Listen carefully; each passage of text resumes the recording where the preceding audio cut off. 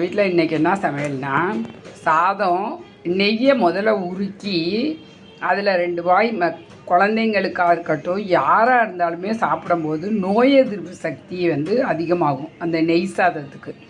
அடுத்து கத்திரிக்காய், carrot beans பொரியல், அப்பளம், எங்கள் மதுரை உளுந்து அப்பளம், அப்புறம் ரசம் கொள்ளு ரசம். ரசத்தை எப்பயும் போல் வச்சுக்கிட்டு கொள்ளை வறுத்து நெய்யில் வறுத்து லைட்டாக குறன்னு பவுடர் பண்ணி போட்டுறணும். அவ்வளவுதான் கொள்ளு ரசம். இது சளிக்கு நல்ல மருந்து. மழை காலத்தில் இது பெஸ்ட்டு மெடிசினு. கத்திரிக்காய் எதுக்கு நல்லதுன்னா சிறுநீரகங்களுக்கு நல்லது.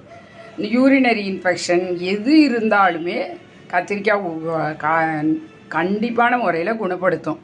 கத்திரிக்காயோட ஷேப்பை பார்த்தோம்னாலே நம்ம கிட்னி ஷேப்பில் தான் இருக்கும். கிட்னியில் எந்த பிரச்சனை வந்தாலும் கத்திரிக்காய் சாப்பிட்டா ரொம்ப நல்லது. வாழ்க வளமுடன். நன்றி, வணக்கம்.